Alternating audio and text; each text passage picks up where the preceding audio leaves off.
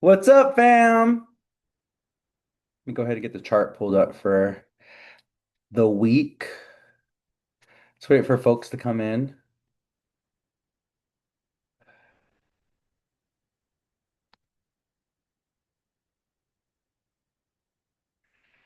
Good afternoon, good morning, good evening. Moon is still in Aquarius. Oh, 29 degrees Aquarius. What's up, everybody? Happy Moon Day. Hope you guys enjoyed the weekend. How many of you guys watched the Oscars? I watched them last night. They were very entertaining. Very fitting for an Aquarius moon.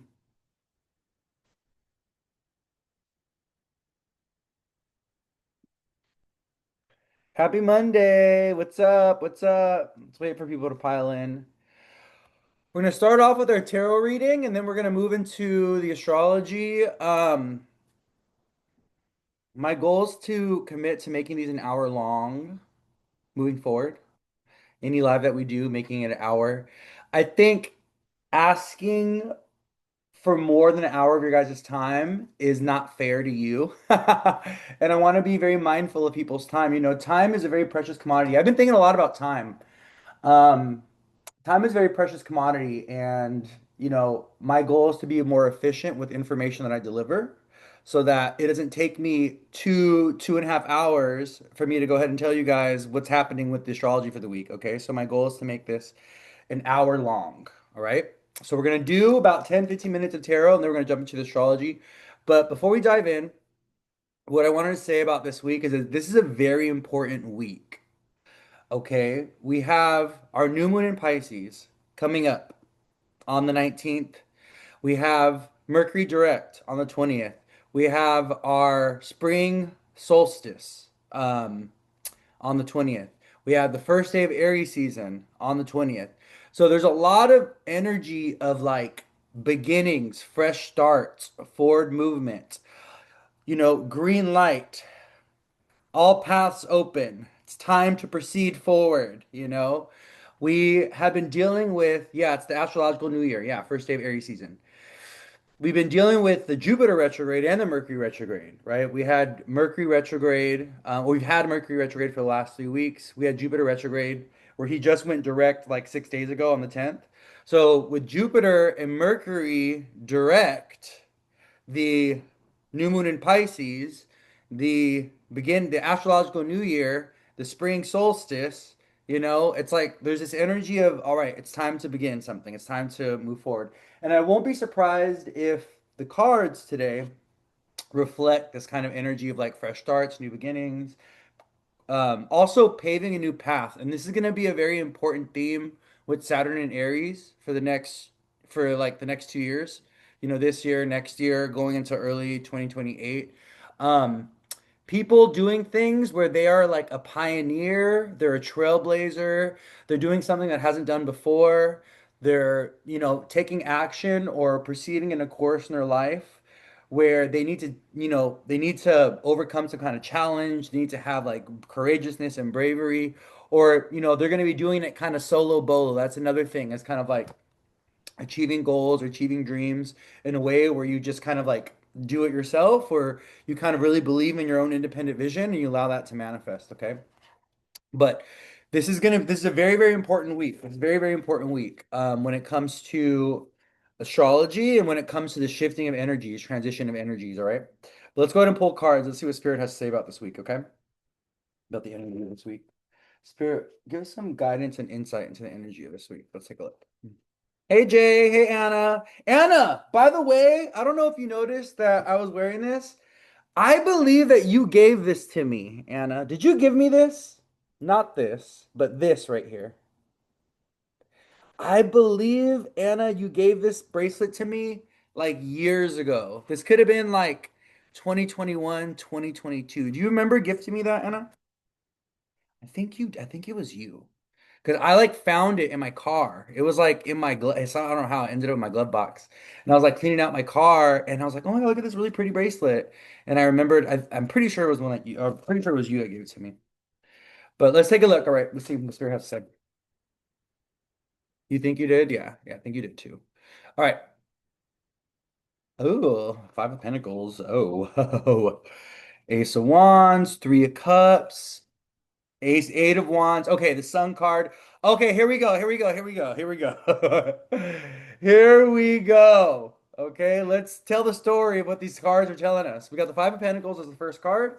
Then we got the Ace of Wands, and we got the Three of Cups, which I love. So this is the first three cards. Actually, Five of Pentacles, Ace of Wands, Three of Cups. And then the next three cards that we got is the Eight of Wands, the Sun card, and the Queen of Pentacles. Oh, we love this. And they're upright. It's so crazy. I do have the Justice card in reverse on the bottom of the deck, but all these cards are upright. And it's pretty rare for those of you that read tarot, for those of you that read reversals. Um, isn't it pretty rare that you don't get any reversals when you pull a spread? Like you'll usually end up with like at least one or two reversals or three or four. Like, typically it'll be a mix and match, but there'll be like, 30, 40% of the cards reverse sometimes. We have no reversals in this spread for this week. And we have these cards of action and movement. The Eight of Wands and the Ace of Wands, these two cards right here, the Eight of Wands is about communication coming in. So this could be phone call, email, this can be, a decision or a choice that you make. This could be information that comes in that empowers you to be able to make an informed choice or a decision. But the Wands energy, right? The Ace of Wands and the Eight of Wands, like whenever I see this card, especially the Ace of Wands, this is the divine, this is God, this is spirit. I always think of the aces as like the hand of God giving you something. Like this is like the hand of God giving you the Ace of Wands, which is the energy of courageousness, personal authority, power, taking action, right? And I always think of the Ace of Wands as a card of if you want something, you got to take it. You got to go get it. Like the Ace of Cups, the Ace of Pentacles, these are cards, the Ace of Pentacles is like it's holding the pentacle. The Ace of Cups, it's holding the chalice. But I always think of the Ace of Swords and the Ace of Wands, and I think about how these cards, the hand of God is grabbing. And the reason why is because these are cards, especially the Ace of Wands and the Eight of Wands, these are cards of action, inspired, motivated, courageous action. If you want it, take it. If you want it, go get it. This is like you can't sit there and wait. You got to make it happen for yourself. And this is one of the very important things when it comes to manifestation. I think a lot of people forget the fire element when it comes to manifestation. Because when it comes to manifestation, we have to use all four elements. We have to be in alignment with the fire, the earth, the air, and the water element, right? And what is the fire element when it comes to manifestation? What is the action point when it comes to the fire element with manifestation, right? Action, doing, okay? The exertion of energy, right? It's like, and I think this is the part that where people drop the ball when it comes to manifestation, is they're doing all the ritual, they're doing all the visualization work, they're doing all you know, the vision boarding and the journaling and all the magical stuff, but they're not taking the practical, actionable steps to making the dream, making the vision happen. So it's like, for instance, I'll use this as an example, right? You want to get a job, and so you're like, oh, you're lighting all these money candles, right? And you're doing a road opener candle, and you're, writing the amount of money that you want in your journal, and you're like manifesting the name. You're doing visualization exercises of like where you're gonna work at, right? But are you actually putting in fucking applications? Like, are you doing the practical steps? Are you going on interviews? Are you going online? Like, are you actually taking action and using your free will and putting energy towards that manifestation, that goal, that thing? And that's what these cards remind us of. The Eight of Wands and the Ace of Wands. It's like, if you want something, go get it. Take action towards it. Make it happen. You can't sit there and wait. And this is one of the things that I love about fire signs, especially. We're entering Aries season. Aries season begins this week, right? And it's one of the things I love about fire signs. Aries, Leo, Sag is like they're gonna go ahead and do the thing. Like they're gonna make it happen. They're looking at everyone else. Everyone's just twiddling the thumbs, and everyone's like, okay, well, who's gonna start the thing? And then the fire sign is like, I'm gonna go ahead and do it. Let's get it going. I'm gonna get it started, you know? And I love that energy. I love like the fire element for that reason. It's because the fire element has that courageous and bravery, and it inspires us and it motivates us to go ahead and take action towards the things that we want, right?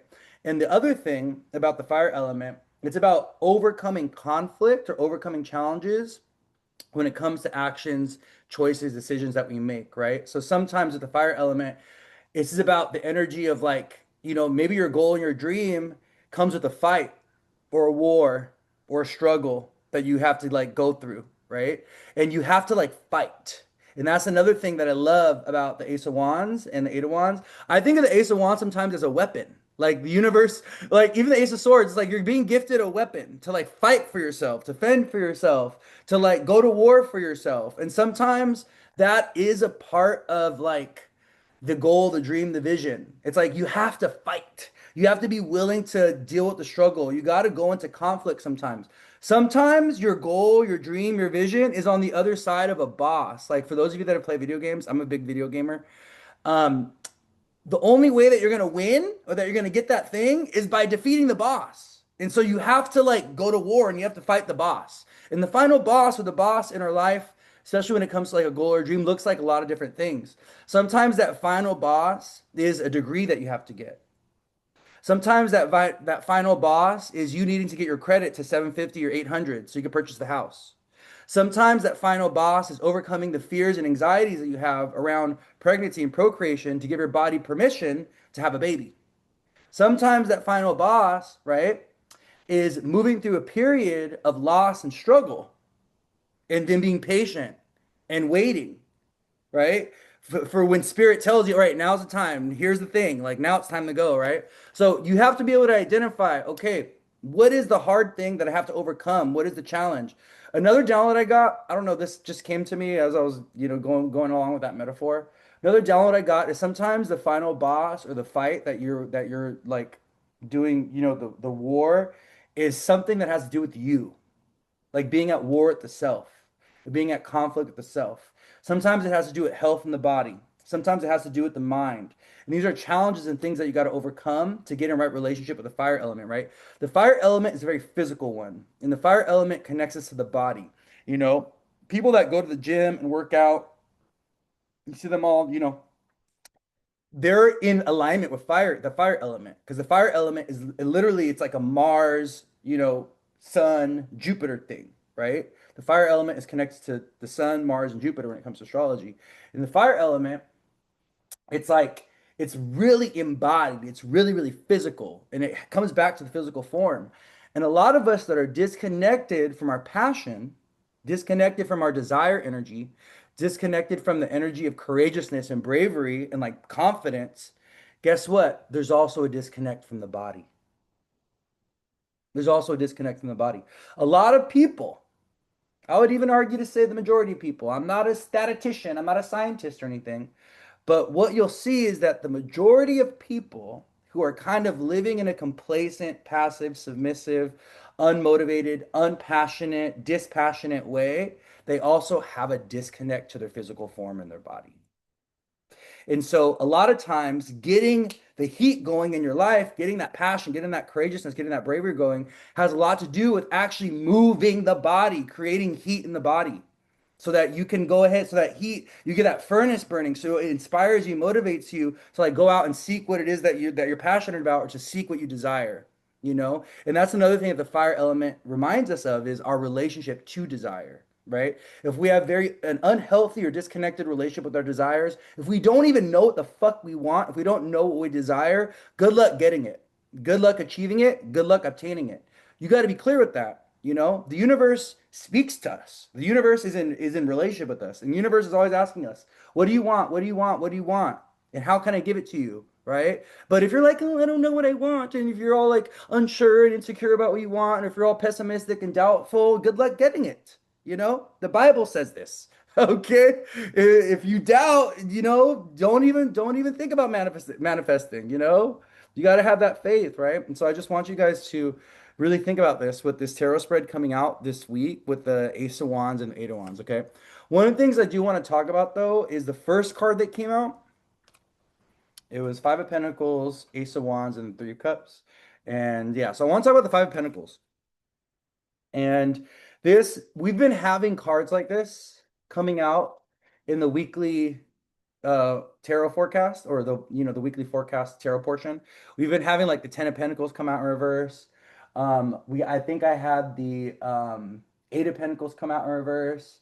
I think I had maybe even the Four of Pentacles come out. I think we've been having these Pentacles cards come out, but it's interesting. The recurring message with these Pentacle cards, even this one, the Five of Pentacles, look at this. I think this card actually came out last week or the week before, has a lot to do with this energy of lack and this energy of struggle and this energy of like loss and suffering and also disenfranchisement, right? So these people are like they're kind of like impoverished. They're like, these are poor people that we're seeing on this card. So this card has a lot to do with feeling disenfranchised, financial losses, the loss of a job, troubled living situations, troubled family situations, tragedy, grief, sadness, illness, sickness. That's what this card has to do with. But this is what we're moving away from because this was the first card that came out. And now look, Ace of Wands, Three of Cups, the Queen of Pentacles, the Sun card. It's like rebirth season, new life, fresh starts, new job, making money for yourself, making more money, taking a leap of faith, taking that, pay grade, it's like betting on yourself. This energy, oh my God, that's the phrase that came to me. Betting on yourself. It's like you got to bet on yourself, invest in yourself and really allow yourself to move forward. I think this spread is also giving me the energy of needing to detach ourselves from certain things of the past that are not allowing us to prosper and grow and move forward. Okay. And I think this is what Spirit has been showing us, especially like the last 3 months. We just dealt with the last eclipse on the Pisces Virgo axis. We had that lunar eclipse in Virgo a few weeks ago. We had that solar eclipse in Aquarius. And Pisces, Aquarius, like these seasons, right? These winter seasons before we get to spring, they're really about endings and closure and completion, right? Pisces season, Aquarius season, Capricorn season, these like the Saturn seasons, and then the final Jupiter season, the Pisces one, they're about endings and release and closure. So it's funny how this week we leave Pisces season and we go into Aries season, and then we have the Five of Pentacles, and then the Ace of Wands, and the Three of Cups, and the Eight of Wands, and the Sun card, and the Queen of Pentacles. Because it's really the tarot spread is even telling us this week there's a huge energetic shift as we're moving away from this energy of like loss and grief and endings. We're moving towards this energy of like birth, fresh starts, and new beginnings and stuff. And I know those phrases, I sound like a broken record when I say those phrases, but I really do feel this very strongly that this is a week that's very pivotal or monumental for a lot of people where there's some kind of information, there's a conversation, there's a decision that they're making, there's something coming in that is giving him the green light, that is telling you, go this way. All right, this is the path forward, right? Come over here, my little child. I got some magic. I got some blessings. I got a beautiful place for you to live. I got some money over here for you. So I really want you guys to be like really listening to your intuition, listening to spirit. This is a week where you need to not move in fear. You need to move in faith, which is should be a constant, but especially this week. You really need to keep your eyes and ears open for the opportunity, right? Opportunity sometimes shows up in a moment. It shows up in a flash. And if we don't grasp it in that moment, it could pass us, right? That window opens and that window closes very, very quickly, right? And sometimes that's how opportunities work. So just keep that in mind. But another thing is whatever's meant for you is meant for you, and anything that isn't meant for you is never going to miss you, okay? Or anything that is meant for you is never going to miss you. If it's not meant for you, it will never land. It will never come to you, all right? And things like this. The other interesting thing is I got the Justice card in reverse, and then we got like Seven of Swords and Seven of Cups and stuff. So with the Justice card in reverse on the bottom of the deck, um, this is about equilibrium and bringing things back into balance this week. That's one of the things that Spirit is saying. This is if there's things in our life that are unbalanced, that are causing energy leakages, that are causing us to be exhausted or tired. The Justice card is the card of Libra. It's a card of relationship. So this can also be about unbalanced relationships, or you're having to carry all the load, or you're having to do all the responsibility, or you're having to do all the work, or you're always having to do, you just feel like you're having to lift up this other person or these other people, and you're like having to do everything. It's like, wait a minute, can you actually share the responsibility with others? Can you kind of delegate a little bit? Can you hand back some of the bullshit that you've been carrying for other people? Can you hand it back to them and be like, listen, you know what? This isn't mine. This is actually something that you got to deal with. Okay, this is something that you got to confront. This is something that you got to work on. This is not my task. This is your task, right? So I think it's very important, like this week with the Justice card in reverse on the bottom of the deck, that we kind of take a look at what's like bringing our life out of balance. What's causing inequilibrium, or where do things need to be? Where do we need to like shift energy or shift our time? Or where do we even need to like maybe have certain conversations and stuff, especially with Mercury going direct in a few days? Where do we have to have certain conversations around like boundaries with others? You know, yeah, boundaries with others. I can't carry this for you anymore. This is your responsibility. This is not my responsibility. I can't really do this for you anymore. It's taking up too much of my time, my energy, my resources, things like this. Okay. I love the Sun card though. I love the Eight of Wands and the Sun card. And the Three of Cups and the Sun card. This is giving me like the Oscars last night.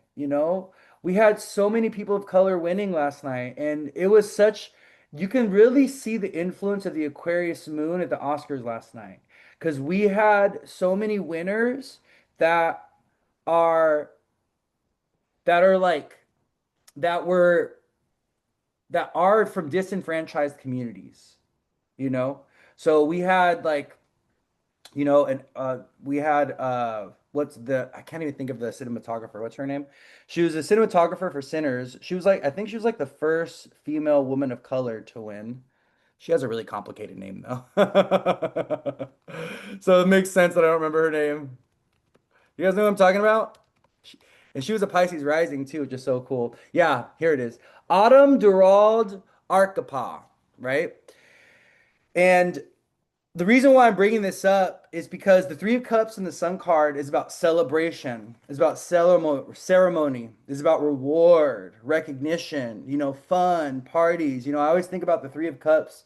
It's my party card, it's my friend card, it's my community building card. It's like, let's get together and create something together. Let's get together and build a business together. Let's get together and, do this healing ceremony, right? Let's go and hang out. And so I think what Spirit is saying with spring coming, with all the hard, difficult things that are going on, and with the moon in Aquarius today, and us entering this like, Pluto in Aquarius, and we're entering this like age of Aquarius, right? We're really feeling it. We're seeing AI everywhere, and right?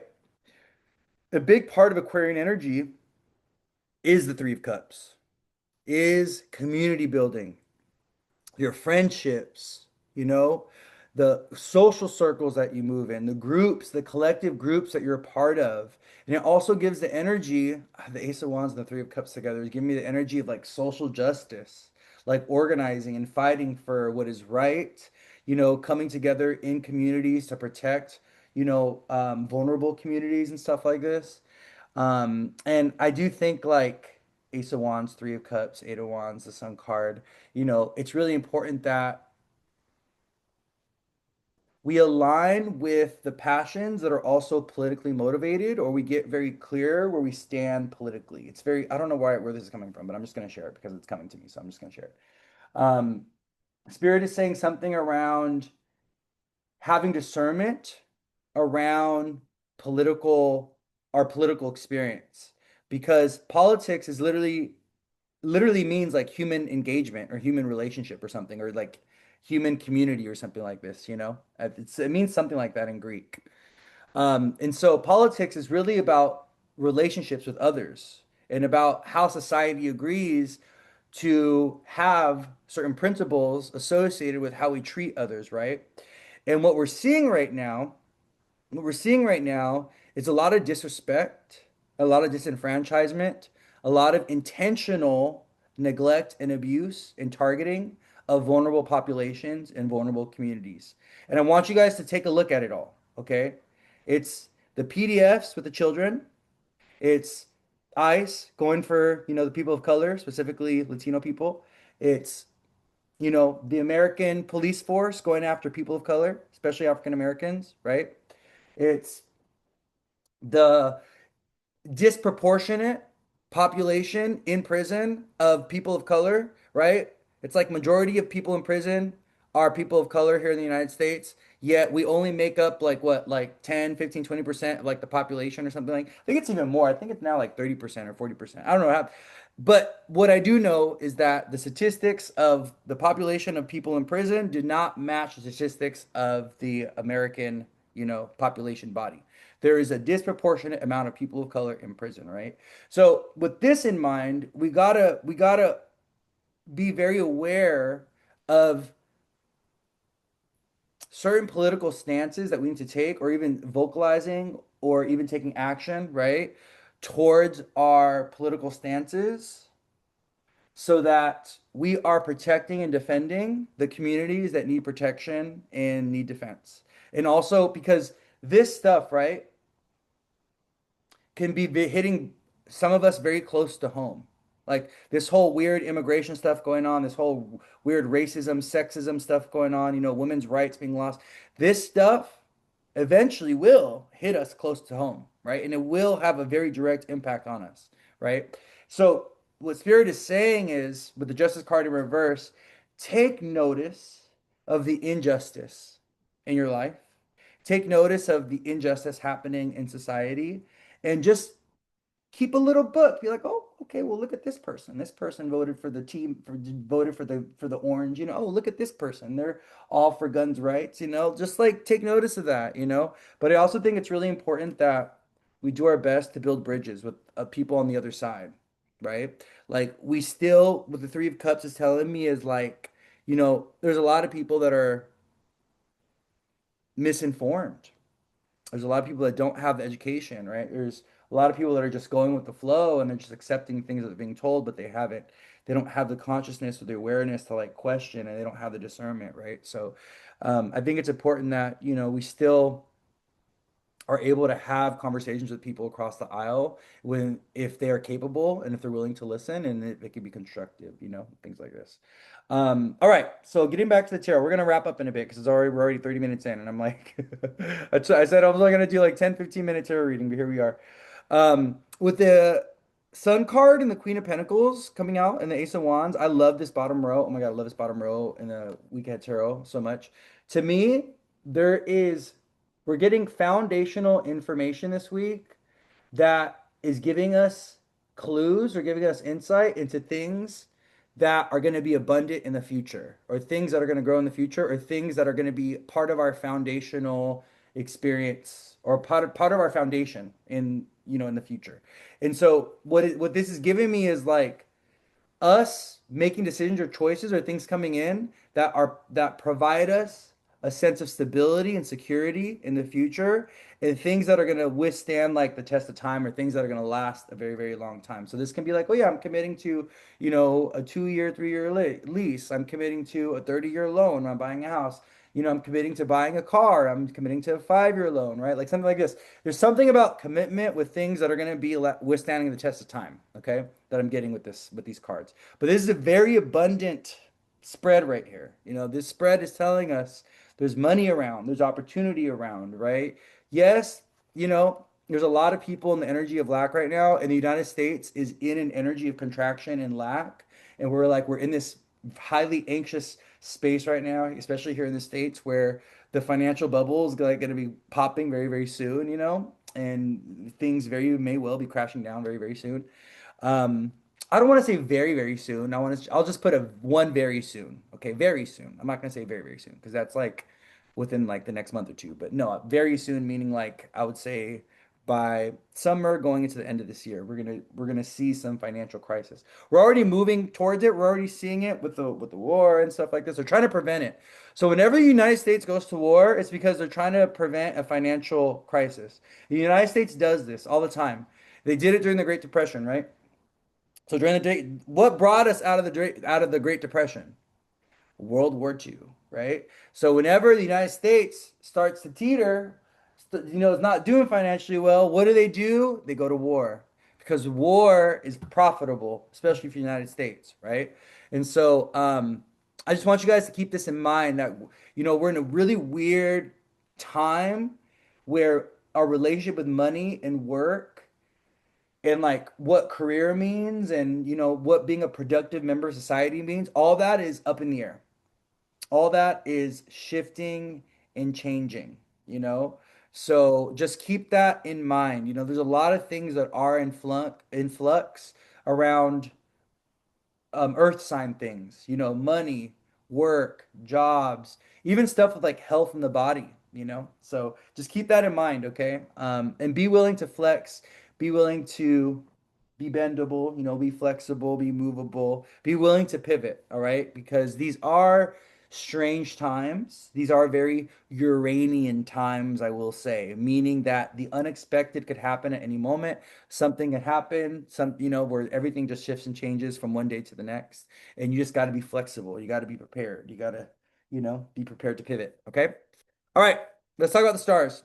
It's 3:30. Enough of that. Enough of that now. So instead of let me blow my nose really quick. I have like boogies. Spring is coming. The allergies are coming with it.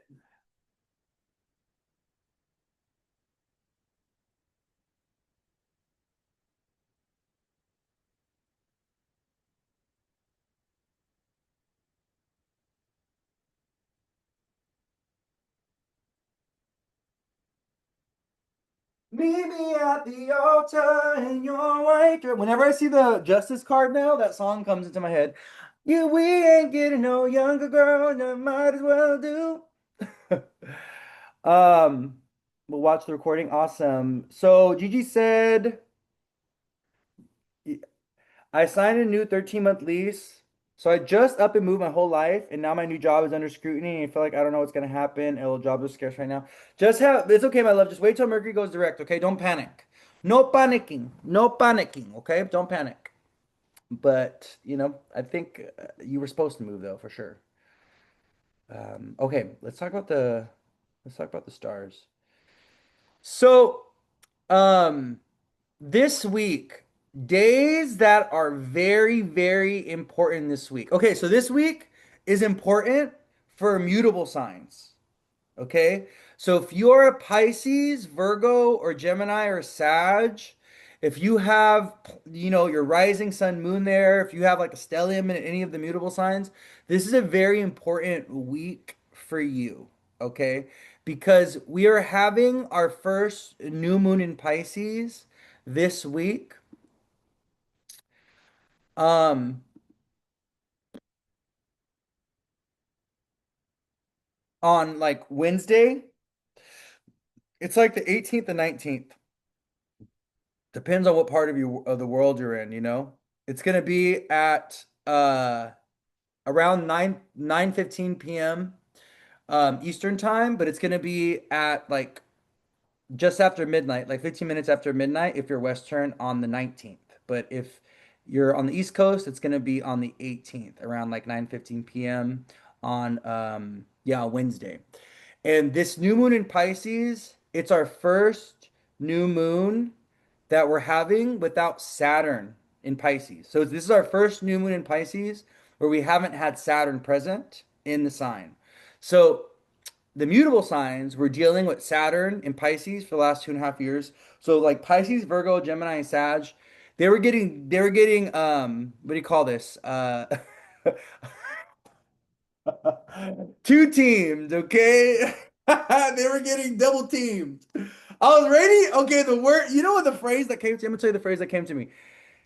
The mutable signs were getting Eiffel Towered by Saturn and by the nodes going through Pisces and Virgo, and then by Saturn going through Pisces. Over the last since like 20. Well, Saturn was going through Pisces, since 2024, but the nodes went into Pisces and Virgo right at the beginning of 2025. So The mutable signs, Pisces, Virgo, Gemini, Sag, they have not, things have been really rough for them. They haven't been having a good time, you know? Saturn and the nodes have been kind of messing with them and playing with them a little bit, causing, a lot of delays, a lot of distraction, but also a lot of growth and advancement in some very beautiful ways, right?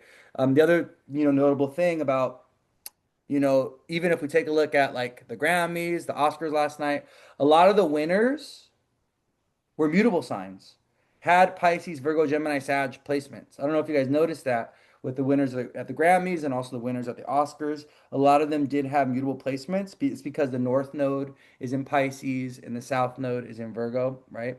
Um, but this is our first new moon without the presence of Saturn for mutable signs, especially for Pisces and Virgo. Okay.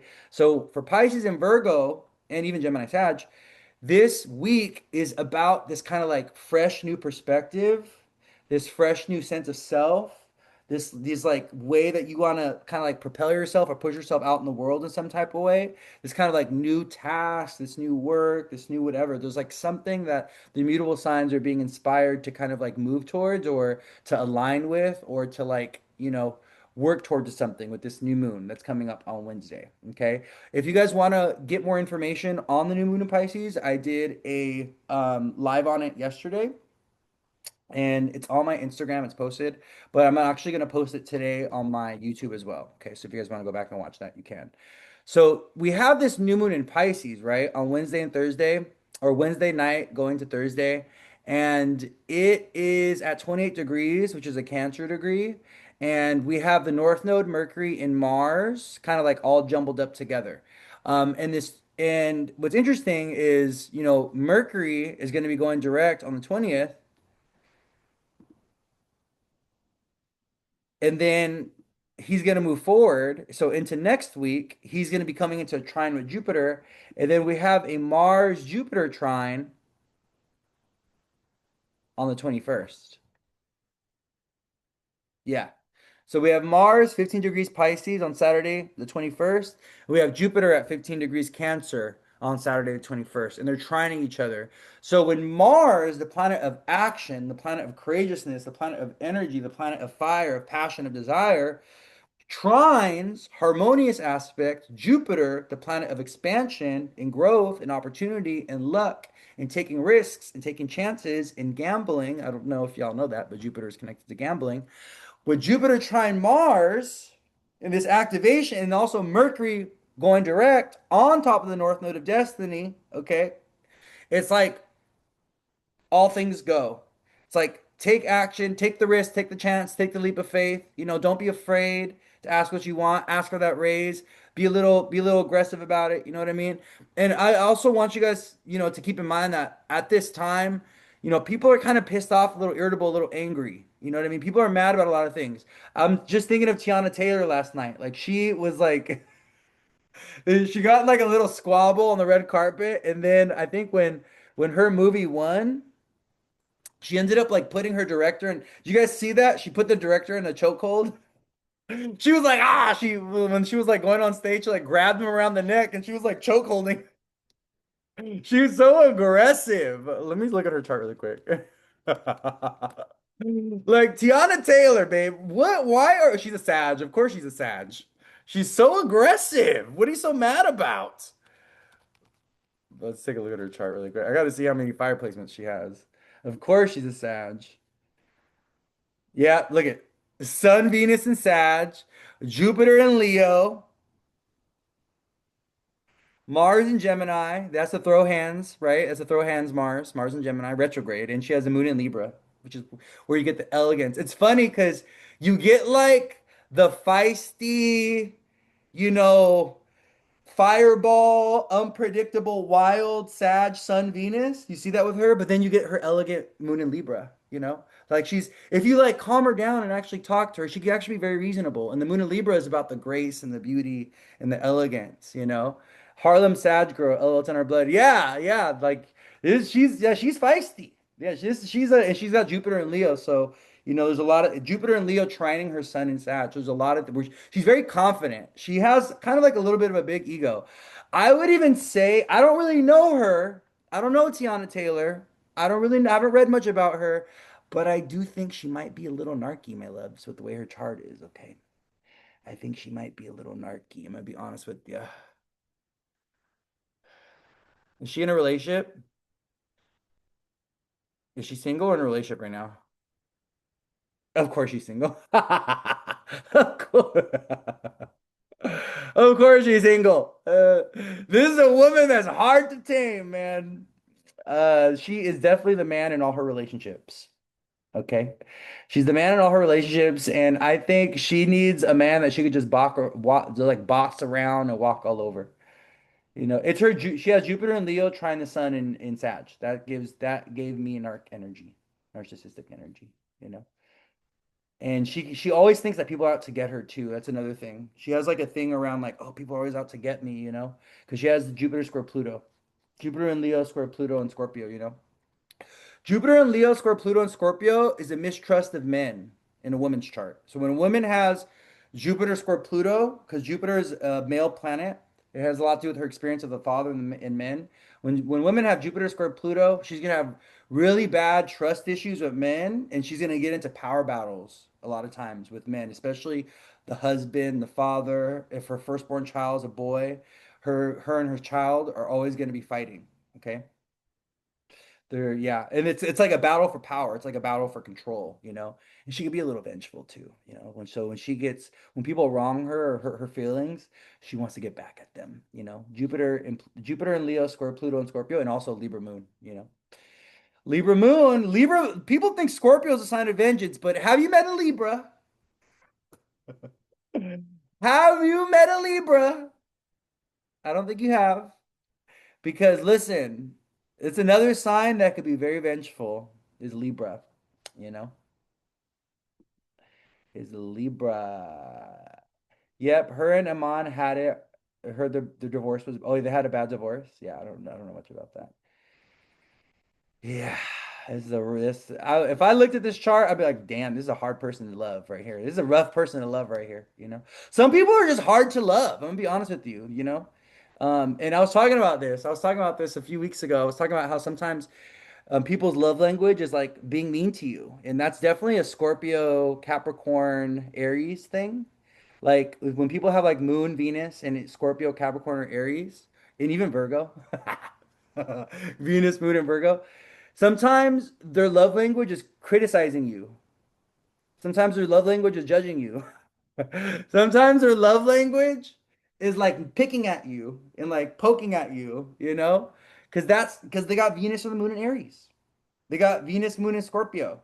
That's the way that when they feel something, the way they express that affection is in a Martian type of way, by kind of like being mean. Kind of like, and sometimes it could be like come off as like funny and stuff, but yeah, things like that. Anyways, let's get back to astrology. So Saturday, very important of this week because we have Jupiter and Mars in a trine with each other. Okay, so I want you guys to really look out for like activity and things happening on Saturday. Obviously, we have our new moon in Pisces on Wednesday and Thursday, so Wednesday and Thursday is also very important. Um, because it's our new moon in Pisces. And Pisces is about, new moon, fresh starts, new beginnings, Pisces, the vision, the dream, manifestation, magic, miracles, things like this. So, um, Wednesday going into Thursday, we have that new moon, all right? And also just keep in mind, new moons are dark energy. Like, that's not what I meant by that. What I meant to say was new moons it's when the moon is dark. You can't even see a new moon, right? It's like when there's no moon, there's no light in the sky. So that's what I meant to say is like new moons are dark energy. They're times of withdrawal. They're times of planting seeds. They're times of rest and reflection, right? Full moons make us feel really active. This is why the hospitals get filled up on a full moon because the energy of the moon when it's full, it's stimulating us. It's giving us a lot of energy. It's keeping us awake, right? When the moon has a lot to do with sleep, has a lot to do with our ability to sleep and our ability to dream and ability to rest. The moon comes out at nighttime when we sleep. But when the moon is full, we get this like sleeplessness and this restlessness. But with a new moon, it's the opposite. The new moon is about downtime. It's about reflection. It's about planting seeds. So, Wednesday, Thursday, for the new moon, if you are feeling kind of tired, exhausted, drained, that you need rest and things like this, make sure you gift yourself that, especially Wednesday and Thursday. Okay. But what's so funny is right after our new moon in Pisces, the moon goes into Aries. So, on Wednesday, as the moon is progressing, um, because we have a late degree new moon in Pisces. So right after the moon hits that 28-degree sun, the moon moves into Aries. And then the moon is conjoining Saturn and Venus. So what I will say is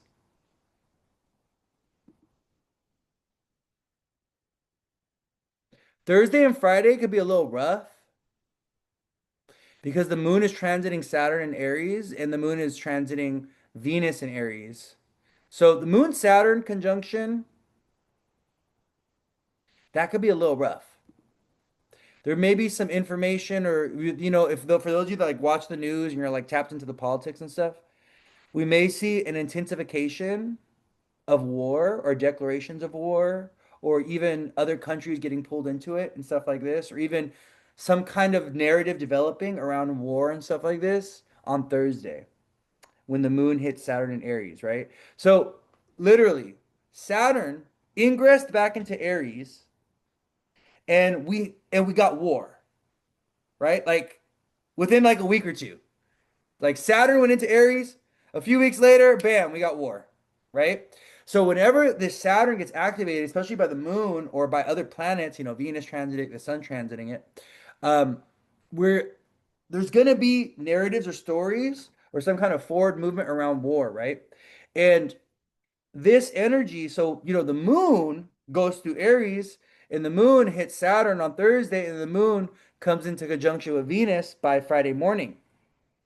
But what other planet is coming into Aries this week?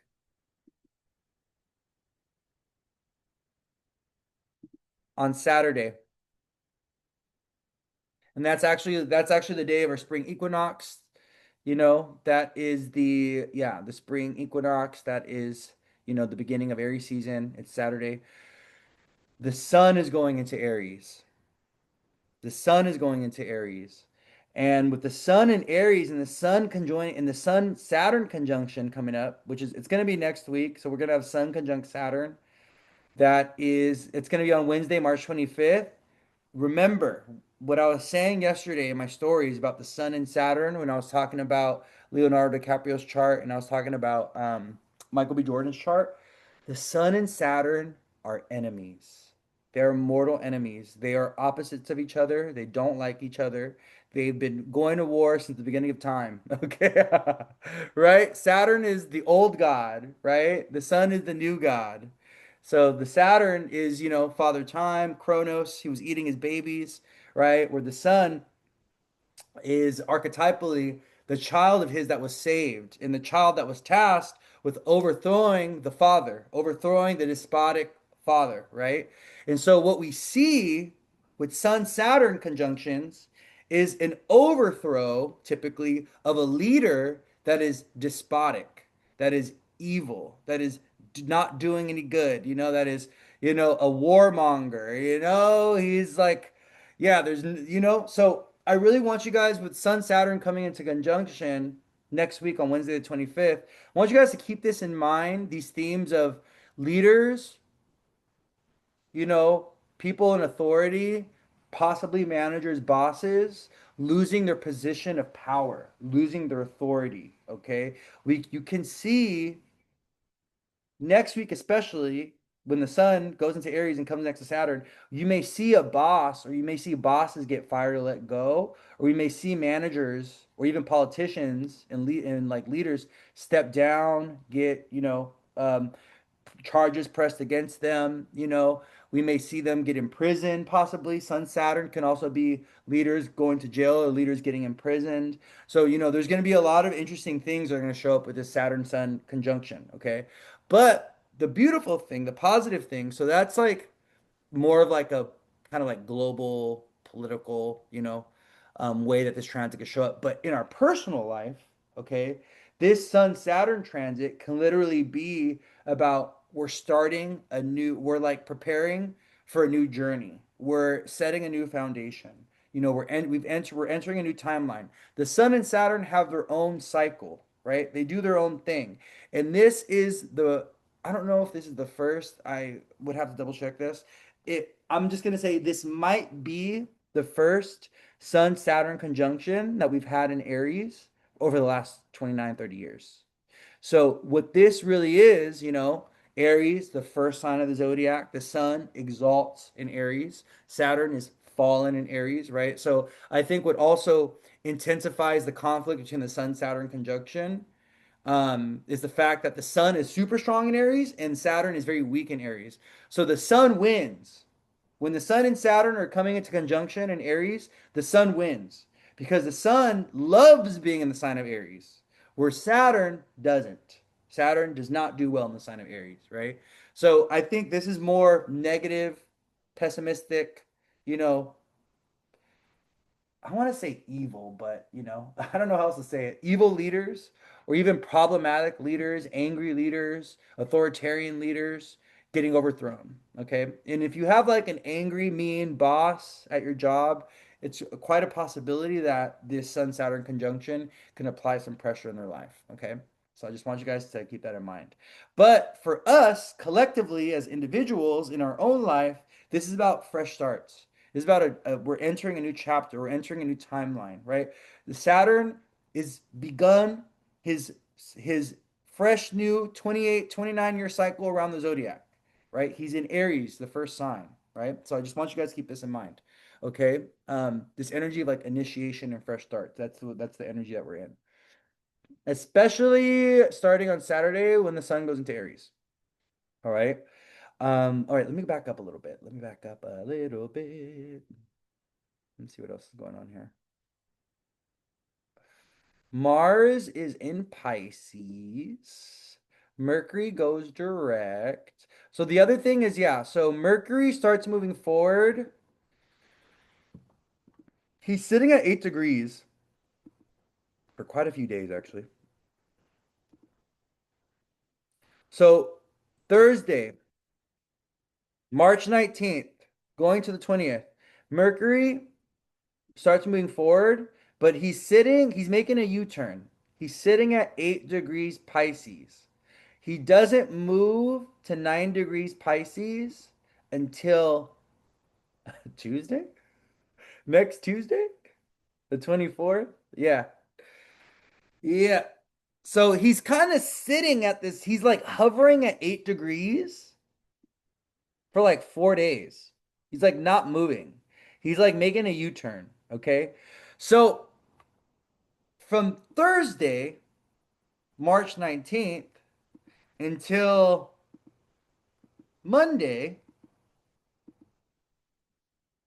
March, yeah, until actually, no, yeah, Monday, March 23rd. Okay. There may be a reversal of decisions or choices that we make.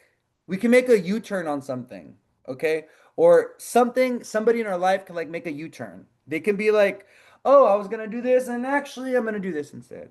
Oh, I was going over there, but now I'm just coming back." Like, it could be something like this.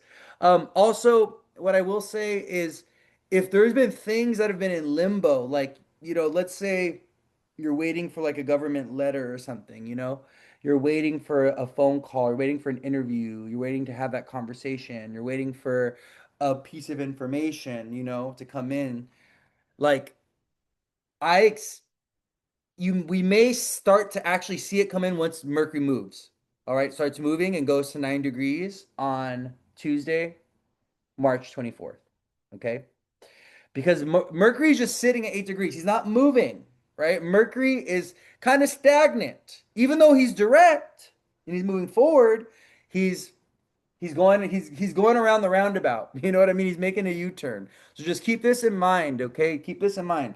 Yeah, Mercury's direct, but it takes him a few days to pick up speed and start moving again, okay? So you just want to keep that in mind, okay? So with that being said, there's no rush. Like, don't rush choices and decisions.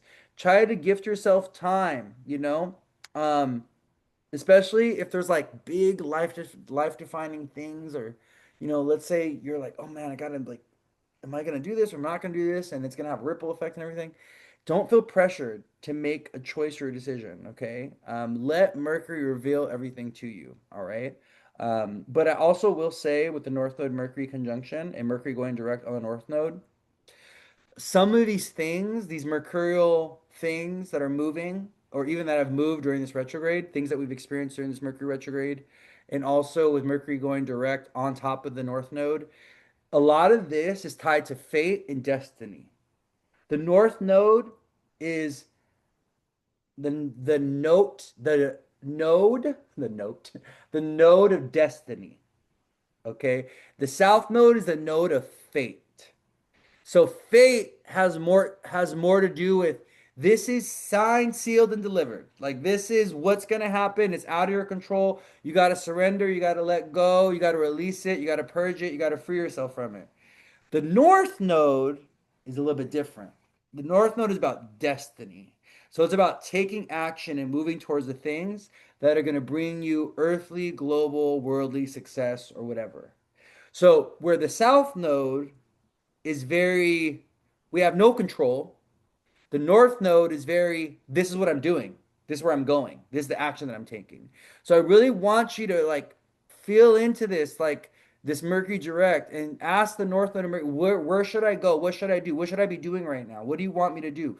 Bring me, information, bring me a conversation, bring me a friend, bring me a job, bring me something that gives me insight into where you want me to go. Because the North Node, Mercury conjunction, like Mercury stationing direct on the North Node, it's telling us that there's destiny is trying to unfold for us, Destiny is trying to pull us forward. What's that song? Destiny is calling me. Open up my eager eyes.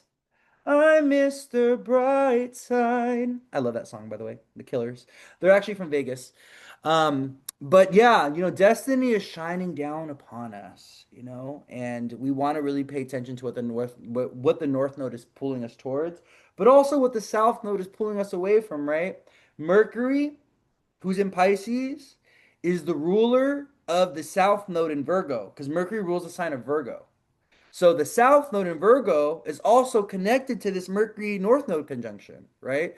So I feel like this combination of like North Node Mercury in Pisces and the South Node in Virgo, and Mercury being the ruler of the South Node in Virgo, Mercury's like, do this, say this, make this choice or decision, come over here and move away from this thing. Like, this is like a no. This is not for you. This is what you got to release or let go of. Or this is out of your control. This is something you got to surrender because it's out of your control. So where do you have agency? What do you have a sense of control over? Where do you have power or authority in your life? Like, move towards that. Okay. Very, very important. All right.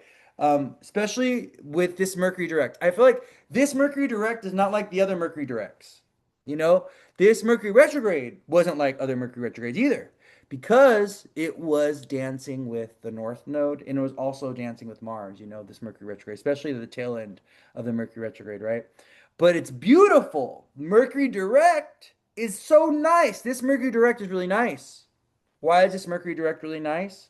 Because Mercury is going to retrace his steps and go back through Pisces. And as he's going through Pisces, he's going to hit a conjunction with Mars, which would be a little tense, but he's going to trine Jupiter, who's direct.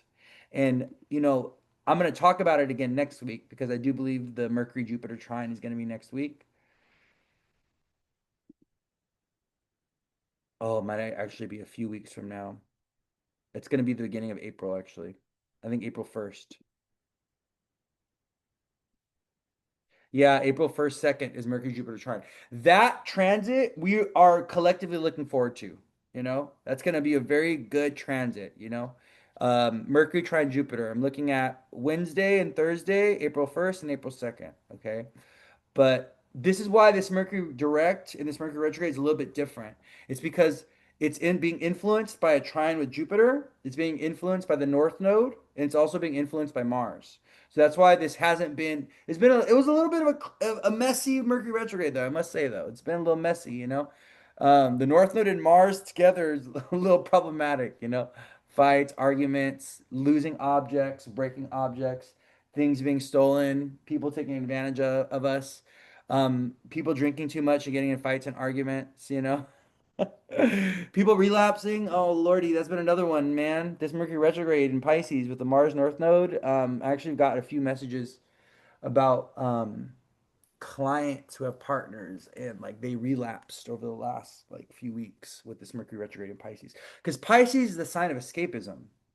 Like Pisces has a lot to do with addiction, but it's different addiction. It's more like escapist addiction, not like obsessive addiction, right? Like Scorpio is also a sign of addiction, but Scorpio is more about like obsessive compulsive, addiction, where Pisces is more about avoidant, escapist, detached. I want to lose myself. I want to forget who I am. I want to erase my consciousness. That type of addiction. They're very, very different.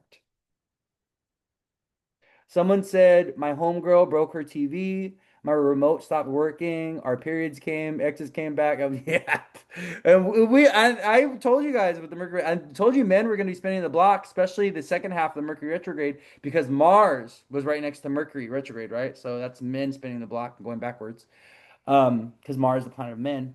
But look at Raymond said his coworker relapsed. Oh wow, my coworker. Yes, it's because North Node, Mercury retrograde, Mars. So North Node. Let's talk about the North Node a little bit. I want to talk about the North Node a little bit. I'm gonna educate you guys a little bit.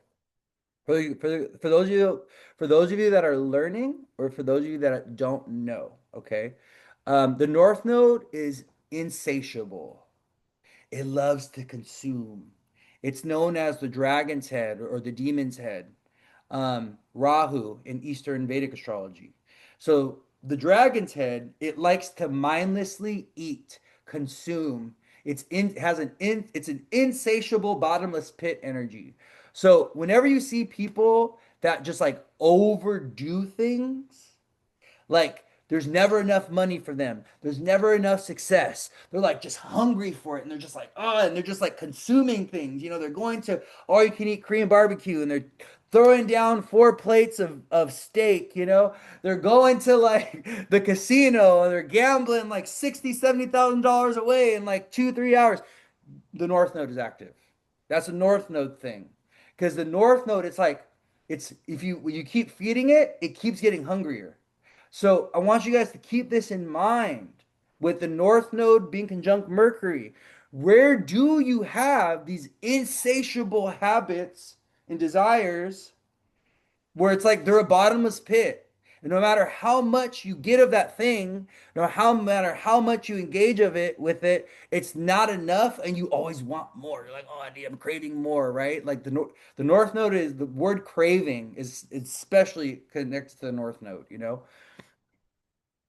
I do think this Mercury retrograde was triggering our bad habits, but it was also, well, okay, this is why. I think the Mercury retrograde was triggering bad habits or relapse because it was a very emotionally sensitive and triggering of Mercury retrograde because we had that lunar eclipse in Virgo that was next to the South Node, right?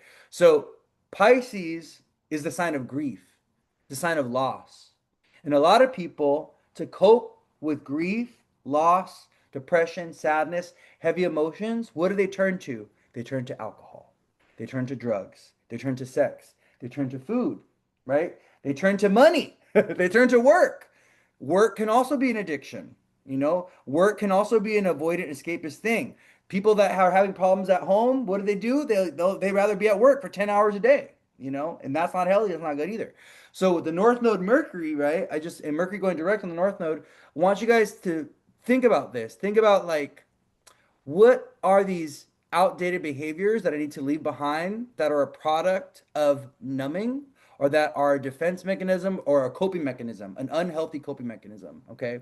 And I'm literally talking to myself right now. All right? I'm literally spirit is like, "Louis, you are literally talking to yourself right now." Okay. But yeah, this is very important though. This is something I want you guys to be mindful of because this may not be you, but this could be a family member that's struggling. This can be a friend. This could be your child, your spouse that's struggling with escapism, addiction, avoidance. They're doing too much of something and it's toxic for them, right? So someone said, I'm definitely back to smoking a little. Me too. Listen, me too. And it's funny because people don't think of weed as like a big deal, but for me, it's my vice. Like it's a big deal for me. I went to UC Santa Cruz. For those of you guys that don't know, UC Santa Cruz is in California, and it is a big hippie school. It is a big smoking school, and you know, not Al Green, Tom Green, and like he would show up for 420 at our college campus, and we'd go to the Porter Meadow, right? So on the college campus, so UC Santa Cruz campus is like 10 different campuses spread amongst this beautiful mountaintop forest. It's like if you guys ever have an opportunity to go visit UC Santa Cruz as a campus, it is by far one of the most beautiful campuses, college campuses you will ever see. It's so beautiful, and it's made up of 10 different individual campuses or schools that have different dorms. That every college focuses on different things. So you have your human rights college, you have your sciences college, which is college 9 and 10. I went to Porter College, which is where all the art kids, all the art and music students went. So Porter College had the Porter Meadow. It's right by the ocean. Yes, it's by the ocean. It's right by the ocean. It's literally like on the top of the hill above the city of Santa Cruz, it's like on the west side of the city of Santa Cruz, where the ocean's at. It's really beautiful. But Porter College, the one that I went to, had a big meadow behind it, a big beautiful meadow. And so on 420, everyone would meet up at the meadow, and they'd pretty much hotbox the meadow. If I could share pictures from that time, it was a crazy. Have you guys ever been in like an open air environment, but it's like hotbox? Have you guys ever seen that? I didn't think it was possible, but there was like a layer of fog on 420 at the Porter Meadow. And it's just like you can't see anything. There's so much smoking happening, It's crazy. It's like, what is going on? It's broad daylight and there's fog everywhere. What is this? It was crazy. I have some crazy stories from college. Maybe I'll share those with you one time. So on one of my 420 experiences, right? Me and my friends, we were just, feeling so earthy and feeling so in our Santa Cruz vibe that we were like, well, let's go hiking in the forest. So after 420, the 420 celebrations were over, we like went to go hiking in the forest, and we ran into this guy, and he literally had a brick of hash. You guys know what hash is? So hash is like it's like mainly from like the 70s and like 60s. They smoked a lot of hash. Kids these days, we're like they're more into like the resin and the oils and stuff, but before resin there was hash, okay? And it's pretty much like it was a big solid, like literally the size of a brick of hash. And he's like, "Hey, you guys, I got some hash. You guys want to smoke?" He's like this random dude, like he had walked up from LA or something like this. Just he didn't even, I don't even know. He was just like a vagabond, like a traveler. And he pulled out this brick. He pulled out this a literal brick. And he was like chipping off little pieces of it into our little pipes. And we were smoking the hash. It was like this man just came out of nowhere in the middle of the forest, and this man just emerges from the bushes. Like it was like out of a movie. It was like, are you a fairy? Like, are you like real? Are you this hermit living in the middle of the forest? Do you have like a hut in the middle of this? Like, it was so funny. It was so random. But yeah. All right, story time. Just wanted to share that little story with you guys because good times. Good times. I loved my college experience. If I could do it again, even if they charged me $200,000, 300,000, which is not how much I paid for college, but if I had to pay that much, I would do it over again in a heartbeat because it was so fun. I had so much fun. My college experience was really, really a good time. But anyways, so with North Node Mercury, right? North Node Mercury in Mercury going direct in conjunction with the North Node, we just want to be mindful of like this energy of like doing too much, okay? And with North Node Mercury Mars, Raymond said something about hurting his foot, right? Pisces rules the feet. Mars, Mercury, North Node together, injuries to the foot, injuries to the feet, right? Also, because Mercury and Mars are together, this can also be about headaches and migraines, excessive heat or excessive pressure building up in the brain. If you do have that, um, if you are someone that's getting headaches and migraines, around this new moon in Pisces, you've been experiencing it this week or last week, you need to cool down your blood. Okay, you need to cool down your blood. So you need to maybe drink some green juices, relax, take a breath of fresh air. Maybe don't go die hard working out, 4 or 5 days in a row because that adds a lot of heat to the body. Maybe take 2 or 3 days off and just let your body kind of like cool down a little bit so you're not getting the headaches and the migraines. Okay. And also stress, don't stress out. North Node Mercury is a very stressful, the nervous system is very stressed when the North Node's on Mercury. So if you're feeling very stressed and anxious right now, more so than usual, you want to like disconnect, be in your own energy, disconnect from the world. Don't be watching the news. Don't put on the radio, just really be your own energy, be in your own vibe, create your own sacred space, your own little temple. My home, like my apartment, is my sacred space. This is my temple. This is my church. And it's like when I'm feeling overwhelmed or stressed, I stay home for a few days and I'm good. You know what I mean? So I just want you guys to really think, what is your safe space? Maybe you don't have a physical safe space. Maybe your safe space is your car. Maybe your safe space is a park that you go to after work. Maybe your safe space is sitting in the bathroom for 30, 45 minutes on the toilet, scrolling because you got, a busy house with family and, kids and stuff. And so your only alone time is like in the bathroom or when you take a shower, right? But figure out what your safe space is this week, with all this kind of stressful, anxious energy in the air, okay? Um, we have any plan? So it's 4:11, so we're about an hour and 15 minutes in, so we're making good on time, not bad. Are there any planets that transit into new signs this week? Let me take a look. I don't, other than the sun, because we do start Aries season.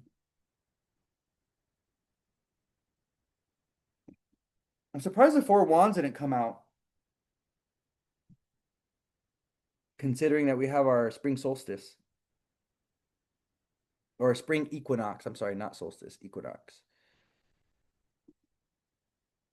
Nope. No planets moving into new signs this week other than the sun. We begin Aries season this week. So happy future birthday to all my Aries folks. Happy belated birthday or upcoming birthday to my Pisces folks. Someone said, I can't wait to move and have my own space. Just need to afford it first. Yeah, life is expensive right now. Life is expensive right now.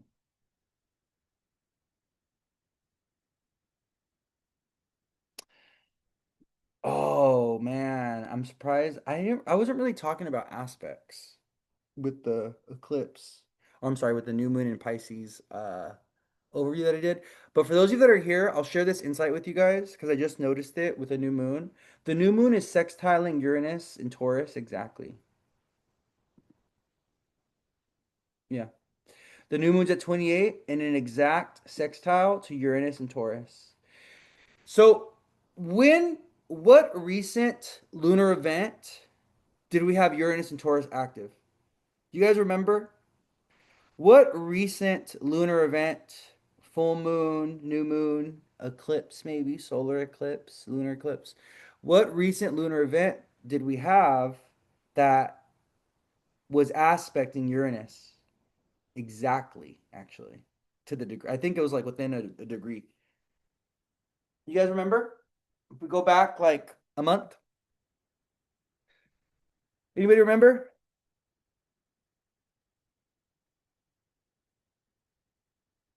I'm giving people time to see what someone says before I spill the beans and give you all the free answer.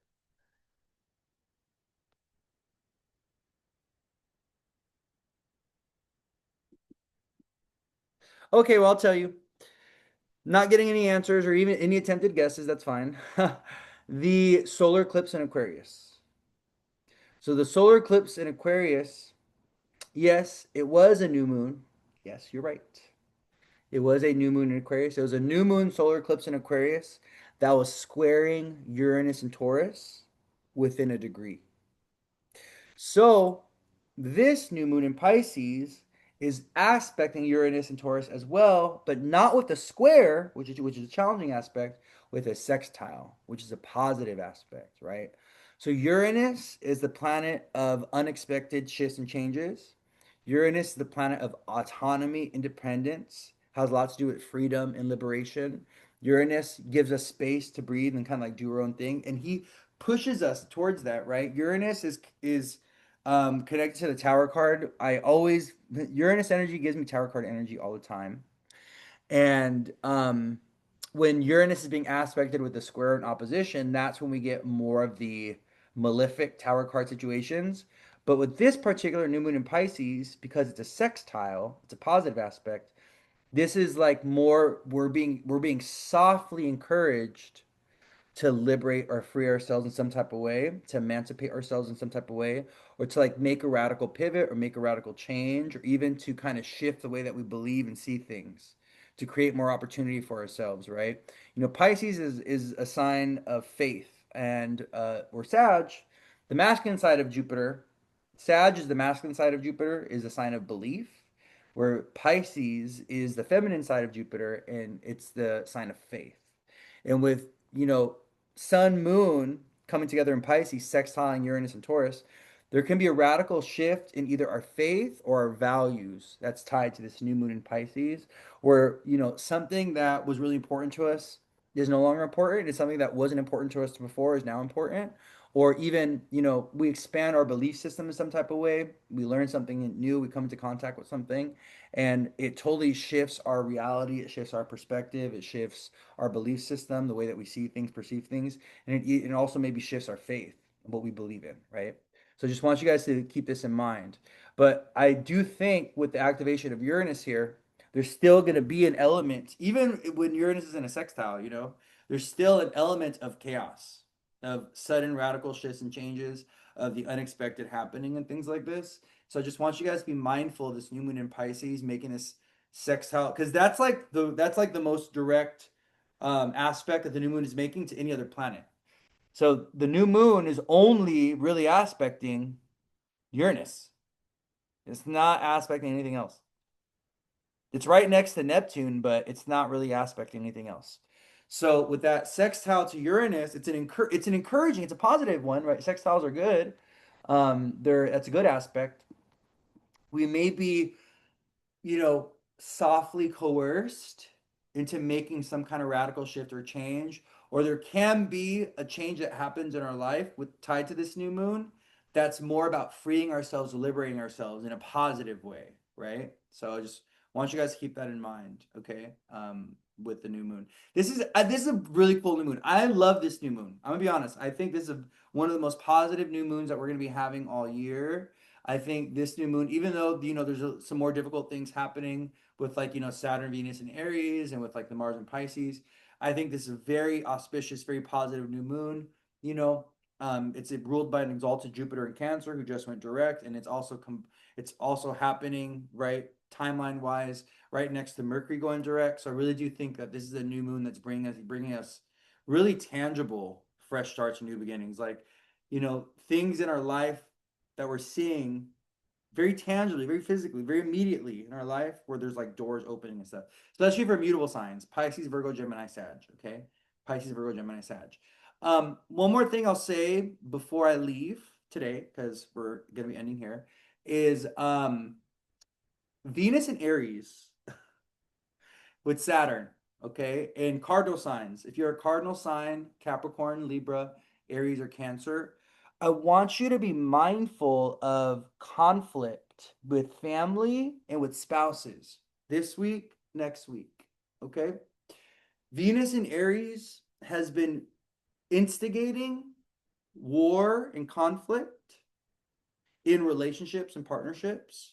It's also been encouraging people to be more assertive or more combative in the way that they are engaging with others when Venus is in Aries, right? Venus goes into a detriment in Aries. Venus is the planet of peace, but you put Venus, the planet of peace and love and harmony, in Aries, the sign of war and conflict, right? And desire. And what you get is a very angry, irritable, fuck you Venus. You get a Venus that's like, no, I don't want to work through this. I don't want to figure this out. I don't want to forgive you. I want to burn the bridge. Venus in Aries is literally about burning bridges in relationships. And you'll see this when people have Venus in a Mars ruled sign, Venus in Scorpio, Venus in Aries. Also, sometimes when people have Venus in a Saturn ruled sign too, Venus in Capricorn, Venus in Scorpio, oh, I'm sorry, Venus in Capricorn, Venus in Aquarius. Also, when people have like a moon in Aries, Scorpio, Capricorn, Aquarius, they have their Venus in Aries, Scorpio, Capricorn, Aquarius. When they're done with somebody, they're done. They're done. Like they burn the bridge, they go out with a dramatic bang. It's like there's no bringing it back, there's no resuscitating it. It goes out with an explosion, it goes out with an argument, it goes out with a fight, like it was like there's drama and crisis in the way that endings happen in relationships when people have the moon and Venus in a Mars ruled sign or a Saturn ruled sign, right? And there's no going back. Like these signs, so with Venus and Aries, it's like be mindful of engaging in conflict in relationships because if you are trying to like work or repair a connection or relationship, the Venus and Aries transit can trigger an argument where there's too much harm done, there's too much fighting, the argument is just so intense, or the things that were said or whatever was just so much, or even things get physical because Aries is a very physical sign.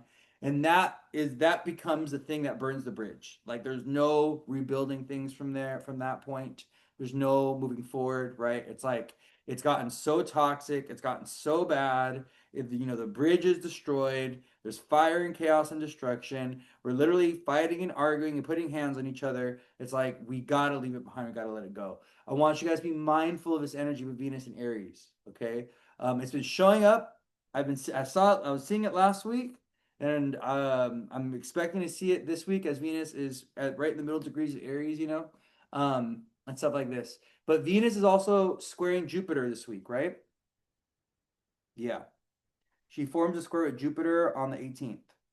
So that is about, conflicts with like family, conflicts with, a spouse, conflicts with the mother, conflicts, where also it's like Venus Jupiter square is like we have different beliefs or different values with people around us. And so we're fighting and arguing either about beliefs, which is Jupiter, or values, Venus, right? Like, oh, this is important to me. And, how dare you vote this way? Or how dare you say this about this person? Or, what about the kids? Or what about, the immigrants, stuff like that. Just be mindful of these kind of like conversations and like people kind of like maybe rage baiting you, trying to trigger you to get you into, having some kind of argument or something around beliefs or values. Just be mindful of this with Jupiter and Venus coming in a square, especially if you have cardinal energy. If you are a Capricorn, Cancer, Aries, or a Libra, this Venus square Jupiter can be very triggering, but it can also be very positive. It can be very auspicious.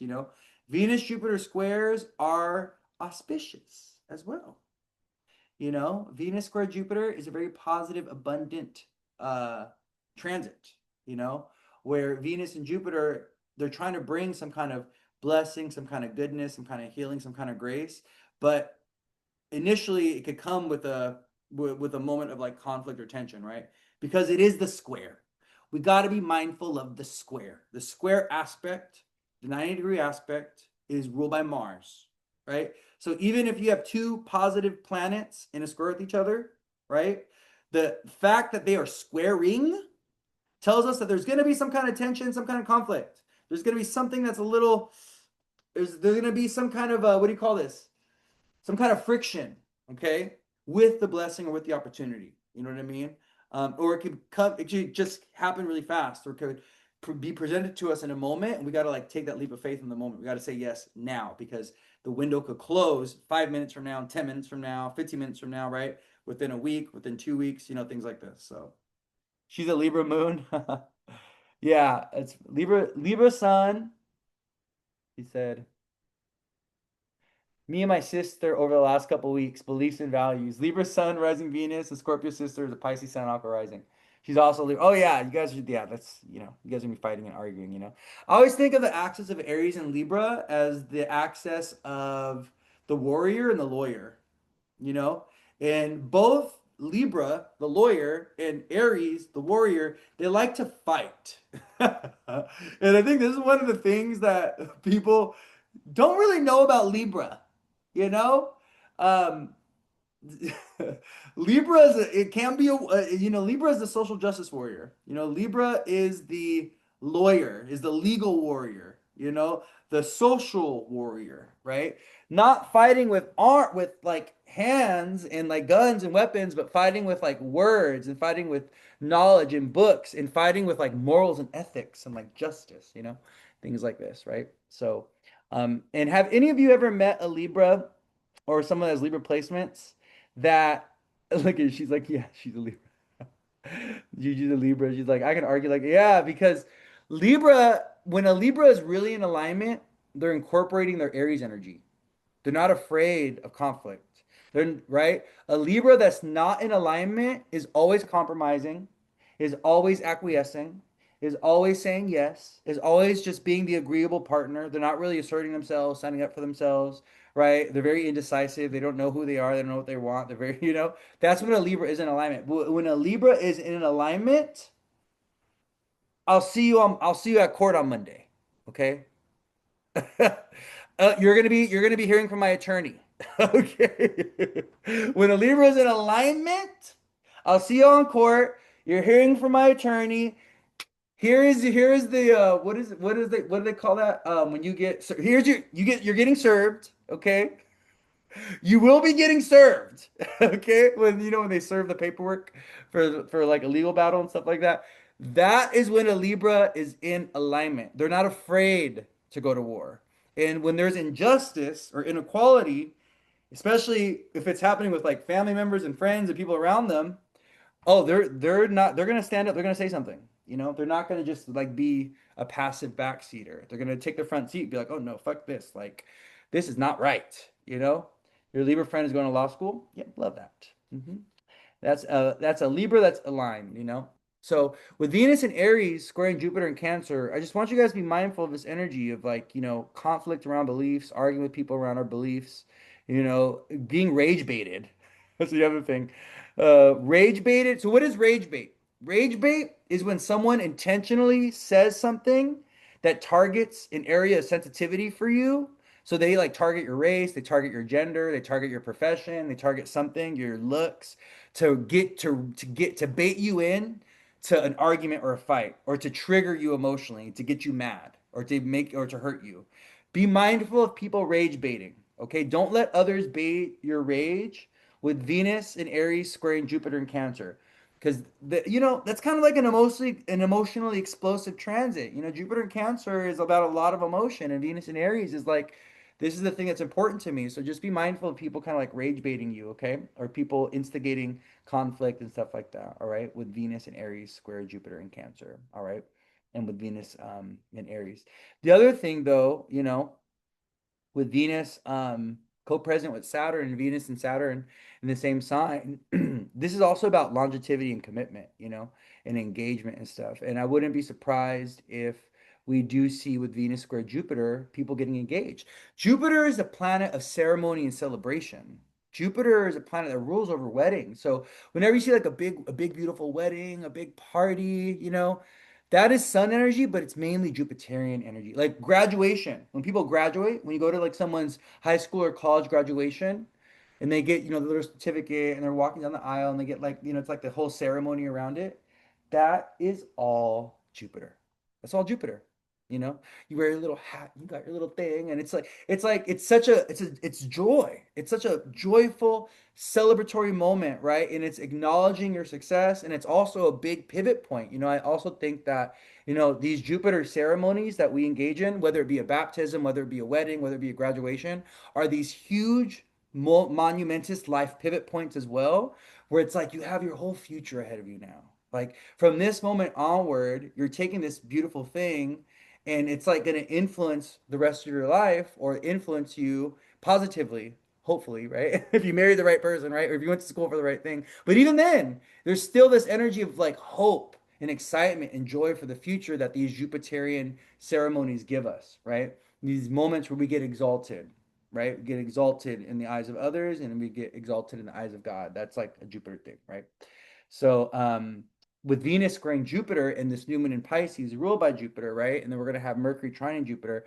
I want you guys to, take a look at these moments. You may be seeing it with others, you may be seeing it with yourself, but also people around you where they're having these big wins, and they're having these big moments of celebration and stuff like that.